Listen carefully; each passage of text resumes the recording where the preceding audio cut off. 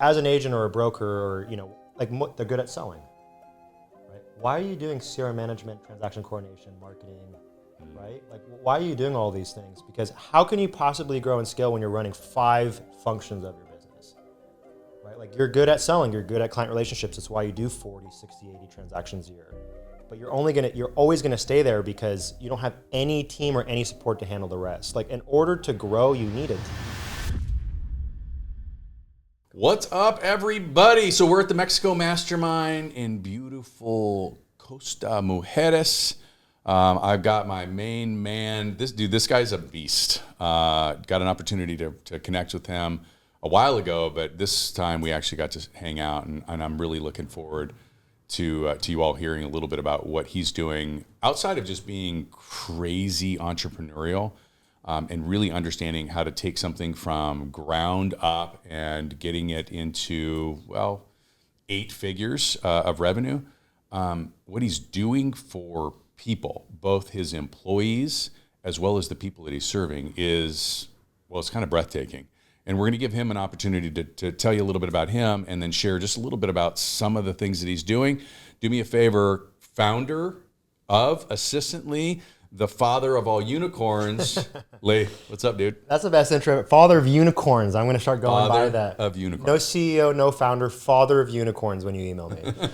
Also, if you looked at the view out here, it is fucking insane. Dude. I wish people can see what it looks like outside. Happy to be here. I've been here for 2 days. It's a pretty short turnaround. Just came here literally for Todd and the group and to present. And first of all, dude, fucking awesome people that part of your community, so loving, so caring, so knowledgeable, A+ players, which I love. Like, nothing makes me happier than presenting and sharing nuggets with other A+ players because they execute. And I was fortunate today to present in front of Todd and the group. It's different, right? Like, it's different preaching to people like you guys, but just so everybody has like a little background about me, he gave you this like super nice, I've been an entrepreneur since early 20s, been working since I was 8. I know that, I remember I was saying that working since 8 sounds really, really funny because you're like, did your dad not know child labor laws? And you're like, not my dad. Dude, it's like, it's your heritage, but like, I grew up in Fresno. We didn't talk about this. I did not know that. So San Joaquin Valley, like, they dropped your ass off at the vineyards. Here's some water, some salt tablets, and a pail for your food. We'll pick you up at 3. Dude, that I did not know. Okay, you would have said Fresno. No wonder we get along so well. Very similar, but it was just like, in my bed, dad plumps me, in car to grocery store. And like, that's just how I grew up. And like, he instilled a lot of like, when I was a little kid, I was like shy. I was scared. I wasn't confident. I didn't want to talk to people. I was so introverted. And like, he forced me in a situation where like, that was just not going to be a thing. And I was running cashier, stepping on a stool, a little bit smaller than that to, ring the numbers up. I was sweeping with a broomstick that was like 6 feet tall, it felt like. It was different. But like, I really appreciate that, like, that was my foundation as a kid, because that inspired me as an entrepreneur. And like, I learned a lot from my dad. I learned more like what not to do with the business, which was like, great. Sometimes you need to learn like what not to do so you can learn what to do. And went to Chapman, got my business and psych degree, but like I wanted to get in. I always wanted to be an entrepreneur. I just didn't know what I wanted to do, because like, I always thought being an entrepreneur was you have to create the next big thing. Like, you got to create the next big thing. I remember like watching an episode. It might have been Shark Tank, and I think Damon was like, you don't got to create the next big thing. You just got to take something and make it better. And when I heard those, I was like, why am I trying to recreate the wheel? I'm trying to create tech. I'm trying to create fucking dashboard. I'm trying to do all this, like, be the new software guru. And I go, so I kept that in the back of my mind, because I'm like, when I find something, I'm just going to make it better, right? In any profession, you just got to take something and just make it better or differentiate. Like, you call me father of unicorns. When people think of Assistantly, they think of unicorns. It's like a funny, like, they'll go find you a unicorn. Pretty good for our brand, right? Right. Very different. I didn't wear the shirt today. I should have. It said, "We find unicorns." I should have wore that shirt earlier. But anyways, like, that's how we created our brand. But fast forward, got in corporate, hated it, quit, started a real estate marketing company, did extremely well. That's where I got introduced to offshoring. And when I learned about it, that same day I started Assistantly. So I learned about something that I had no idea about, got introduced to somebody in the Philippines, blew my fucking socks off. You're in the Philippines? I thought you were in Orange County this entire time. Nope, I've been working with him for 3 years ago. You have been wait, but you're in the Can you make that make sense to me? And I go, but you run like operations there. Yeah. But you're in the Philippines. Yeah. But you've been managing the team the entire time? Yeah. But you guys have never met? No. How many people are like you? Hundreds of thousands. Ah, okay. Perfect. Game over. Game over. Yeah. And then I'm like, I'm gonna start a systemly. And I mean, I had a real estate network of people that I'm like, these guys can use it. You know, these agents and brokers are always, I need help. I need social media. I need marketing. I need admin. I need TC. I'm like, you need an assistant. I'm not going to do it for you. And they're doing it on their own, right? And that's what like an agent's biggest downfall. Like a lot of agents stopgap is themselves. Tell me more about that. They're the bottleneck of their own business. I tell this to agents every day, and I do not feel bad saying that, right? Because I'm like, you are great, like but like people think they have to be like Superman or Superwoman, and I think you do, but like in your whole zone of genius, like at what you're good at, right? So like as an agent or a broker, or like they're good at selling, right? Why are you doing CRM management, transaction coordination, marketing?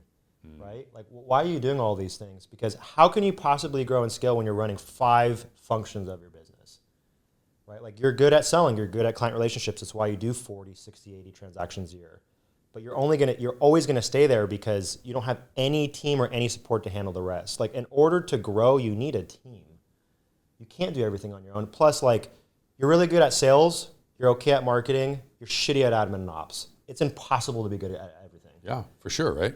Find your strengths, find your zone of genius, and I can get into that. But like, just like really capitalize on like what you really love to do. And I don't see why like all those other things can't be outsourced. And I think a lot of people are like really afraid to invest in themselves because like when you invest in people, you're really investing in yourself, right? Because like I'm hiring an EA costs me money, but the time I get back, my time is super valuable as an exec. It makes you 10x.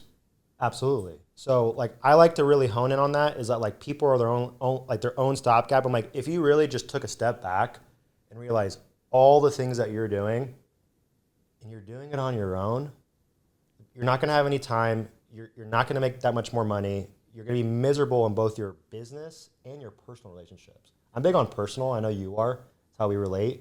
Like, can you imagine just like 24/7, Monday to Sunday, just real estate, and like your significant other and your kids are just like there?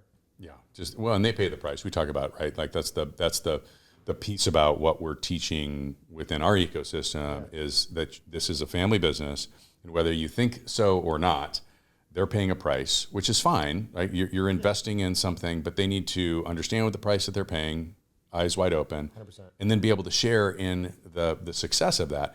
And if you can create milestones where we achieve something and then, hey, we're going to Disneyland, right? Yeah. That's now all of a sudden everybody's like, hey, dad's got to take a phone call, mom's got to go on an appointment. No big deal. Yeah, because I mean, it's like kind of like risk reward, but like you're allocating time to do something better for you and your family. That's right. And that gets misconstrued, but like hiring people in general, it sounds like, oh, I got to hire somebody, I got to train somebody, but then I got to manage somebody, but then they cost me money, and then people go, I don't want to do that. I'll just do it on my own. Well, and I think anybody who's ever done it, right? Like obviously we have a bunch of teams that in our system, so everybody goes, "Oh, it's going to be great. I'm going to hire him." Well, look, hiring people is really hard. Yeah, right? You got to come up with the ad, you got to come up with the job description, you've got to come up with that whole piece. Then you've got to get them through the system. And do you have a system of hiring? We follow a 4-step system. Anytime somebody comes into our organization, it's a approval process for us. Love it. Well, they don't have one. Yeah. Right? And so then do they hire the right person? Do they hire the wrong person? And then they got to onboard them, they got to train them, and then they got to manage them. And inevitably, they're going to make a couple of mistakes along the way. And so they're going to have to fire those people. And then they're going to have to start over again. And that's where most people sort of crater.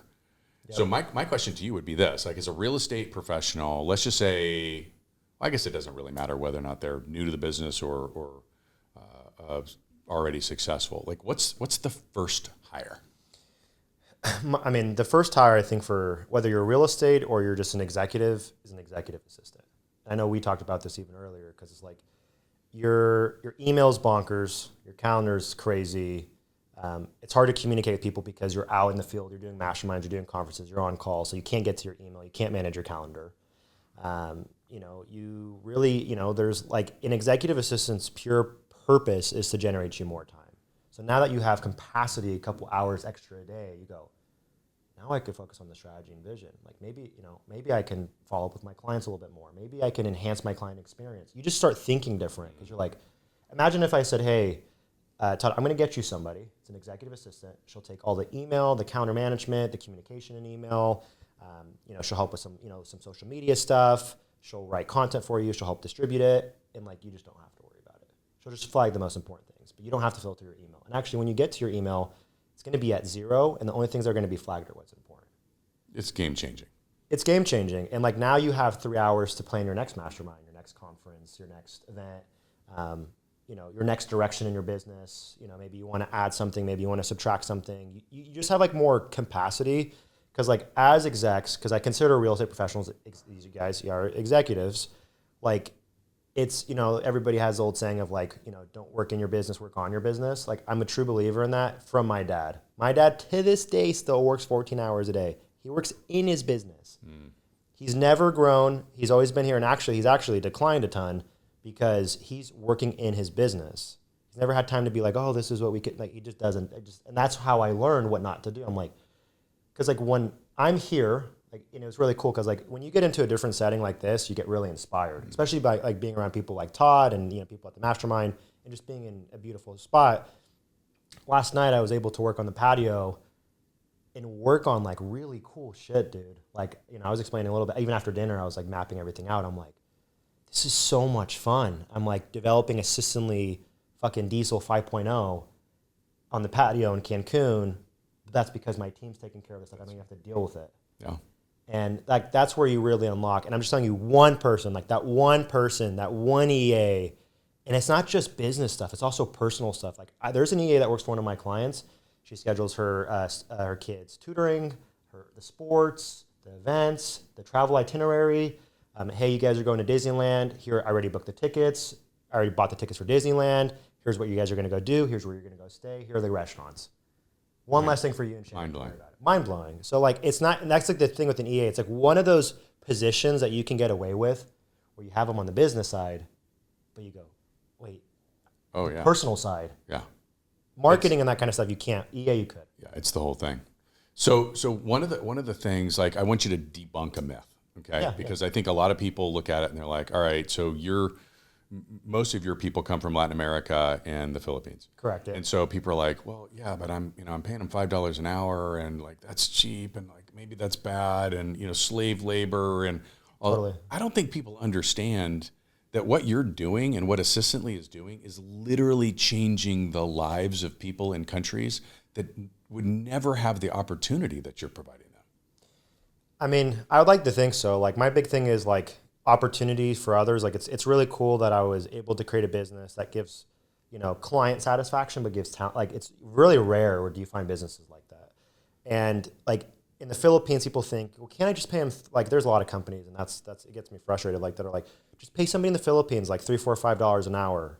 And a lot of people do it and they go, my person's all right. I'm like, well, you pay for what you get for, right? Like if you go to Mastra's, you pay a premium price, you're gonna get some pretty good premium shit. If you go to like I worked at California Pizza Kitchen, so no offense to CPK, and I liked it there, but like if you go to CPK, the quality is just very different. So I take that, I told you even with my EA, I pay my EA in the Philippines $15 an hour. People go, that's absurd. You saw the level that she's at. Yeah. She's like, she beats out people here that probably graduated from Berkeley as an EA in California. Like no exaggeration, because I've tried it before and she's better. And it's not just pay for what you get for, it's like how you treat them. Because I say a couple things with our team. Money goes a long way, but what goes even further is appreciation and gratitude. I could just toss money to my team. Here's $100, here's $200, you're doing great, we're growing revenue, awesome. But you know what really, really matters to people in the Philippines and Latin America? Angie, thank you so much for an awesome week. You did so much for me. You don't know, you make my life so much easier. I appreciate you, and I'm so grateful to have you. She'll never leave. Just by me saying that. And a lot of people, what they do is when they hire offshore, they think of robots. Mm-hmm. They're not in the United States. It doesn't matter. They don't even consider them like kind of like people. Right. Think of like almost like AI robots. Right? They're just VAs. I'm like, no, these are fucking people. Why does it matter if they're in the Philippines, United States, or Latin America, or Eastern Europe? Like, it shouldn't matter. They're highly skilled. They're very loyal. They communicate very well. And they're like, the really cool part about people offshore is they actually care about you and the business. And, another myth, people go, well, when you hire, you'll never find people that will care about the business like you. Hate that saying. Like, if you met my team, they probably care more about Assistantly than I do. And I love Assistantly. But like, they are diehard unicorns. Like, we find unicorn shirts, we got freaking toy unicorn. I mean, we're like unicornization at Assistantly. Like, they love it. And another myth is, well, now we're going on Mythbusters, I feel like, but 20% of the people I was talking to last night, they always think of like, I talk to Fortune 500 CEOs all the time. They go, well, if you look at our organization, 20% of the people do 80% of the work. Well, you have a fucking shitty organization then, because why would you have a full staff and that people are not A-level players and you still keep them, but you're just super happy with your A-level players, so you just leave everybody on. I'm like, no, that's so wrong. Like, when you hire somebody, 100% of your team does 100% of the work. That's how you grow and scale. You want A-level players, and it does take time. Like, maybe your first hire is not like rainbows and unicorns, no pun intended. But like the second one might be like, you're like, man, I think God really blessed me with Angie because she just fits my mold like no other. And sometimes you have to go through a couple people. I think people are scared to try, like scared to fail, scared to fall. And if you just kind of like eliminate that fear of hiring, number one, and like, if it's not a fit, like go for it again, it's gonna work. Well, I think that's the thing. So we're talking about Mythbusters more just because I want people to understand. The pool that you're fishing from, number one, are people who are really looking to make a contribution. Absolutely. And they care. They come from a heart of gratitude, which, let's be honest, right? In America, that might be missing a little bit. Right? I agree. So number two, you're literally changing their lives. Number two, the impact that those people are having on the people here stateside that are your clients. It's a game-changing experience. And then the third would be like the barrier to entry. Like, if it didn't work, the amount of money that you are putting out there to hire an executive assistant to even just put your toe in the water is so little.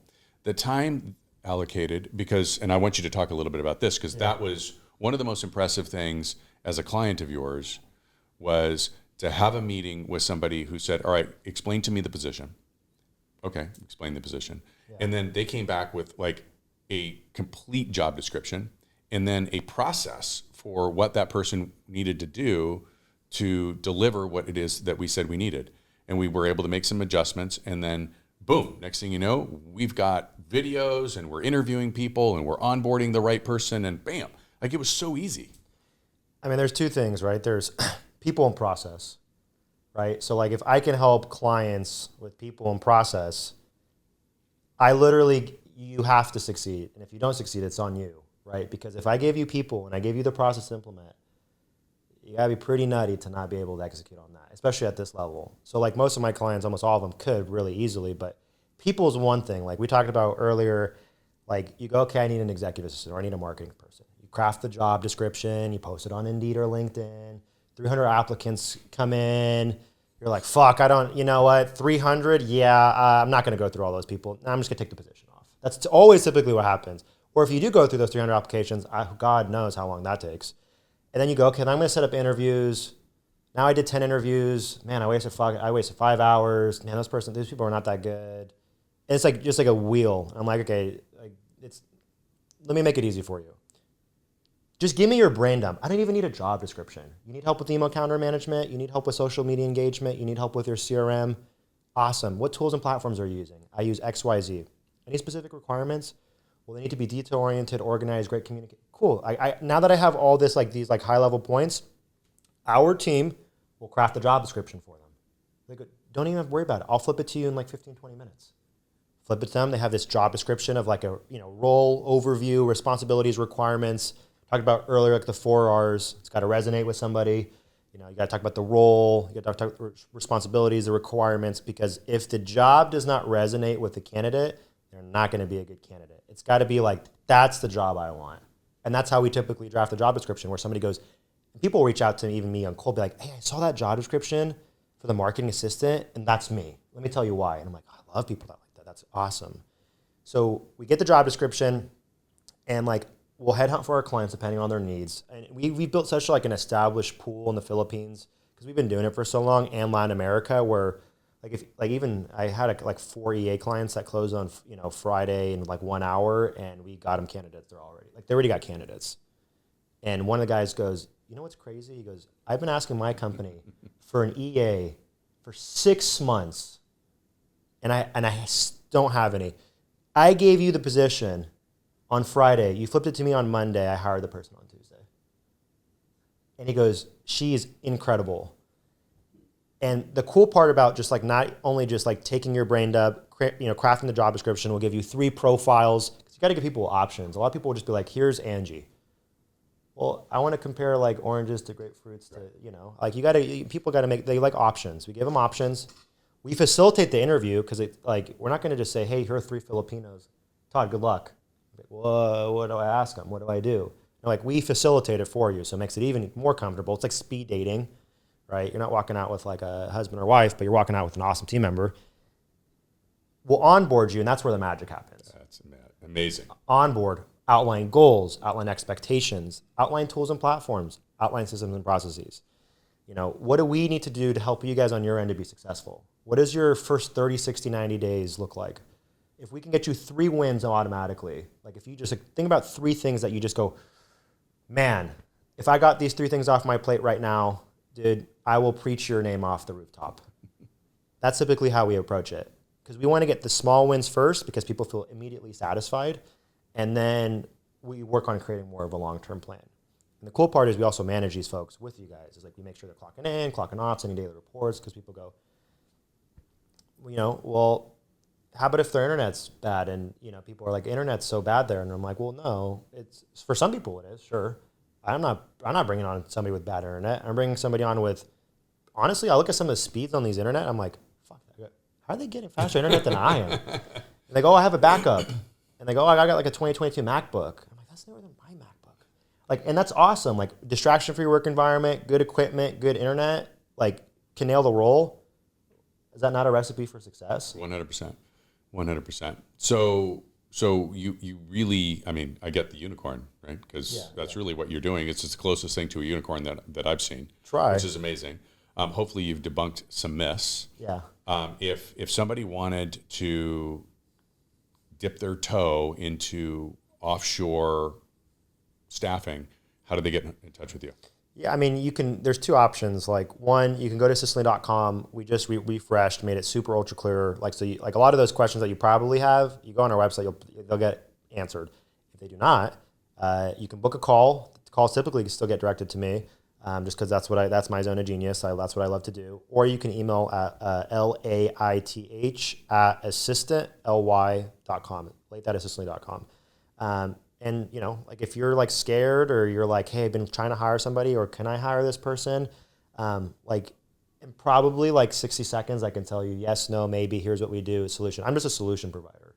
So I'm just here to help in any capacity. So yeah, man, I'm just here to help support and grow teams and make people successful. I love it. Now he's got to get his ass home because his wife's about to give birth to their first little baby girl. So congratulations to that one. Thanks, my man. I appreciate you. Well, thanks so much for being here. Hey, y'all, if you like this, do me a favor, go find him on Instagram, follow him, check out his stuff. He's changing our organization. I'm just going to say it. I was one of those people that was like, man, we're not doing that.